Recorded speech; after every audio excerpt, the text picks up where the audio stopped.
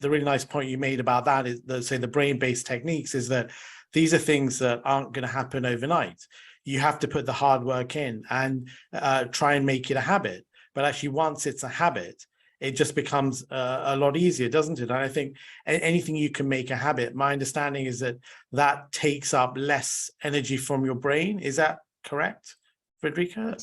Totally. Yeah. It takes up less energy, but even more so, you know, you don't have to engage your prefrontal cortex, and the prefrontal cortex should be used for higher level cognitive tasks. So it frees up your resources. Your subconscious can take care of your habits. And then even though maybe your brain is working hard and achieving those, you won't feel it because it's just happening automatically, like your heart beating or like your breathing.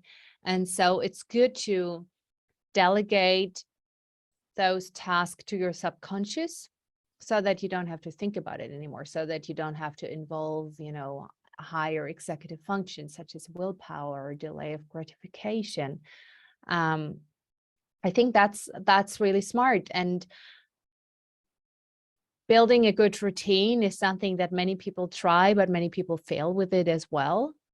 So I think it's good to have a little bit of an understanding of how habit change works and how you can make it happen. And I think too many people punish themselves when they try a habit change. So for example, they cut out the chocolate, but then they eat celery sticks instead. I mean, who enjoys those celery sticks?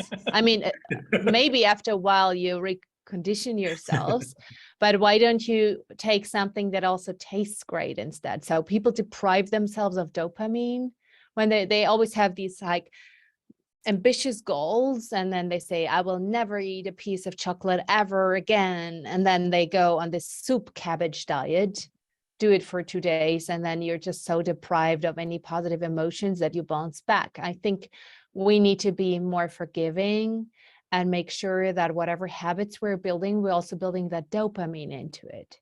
So these quick wins, this rewarding feeling, it shouldn't feel like a chore, it should be something joyful. And that goes back to the fun, fear, and focus model. We need to understand that fun is not just nice to have, it actually helps our brain to build better habits. So whenever you try to change a habit, try to make it as pleasant as possible.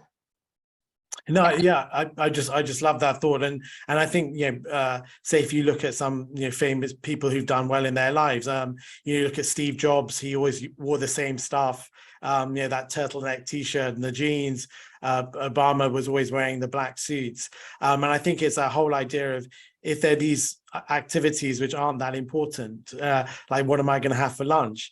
Try and like reduce the, I'm not that you have to, but I think sometimes if you can create these habits, it does give you more time, as you're saying, for your prefrontal cortex to really think about the really important decision-making things.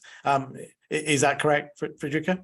Totally correct. I always envy Steve Jobs for his wardrobe, or even these tech guys like Mark Zuckerberg. I always wonder if I could pull it off as a woman. Like it would be so liberating, to just have like white t-shirts, or I'm going to try it someday. You should do that.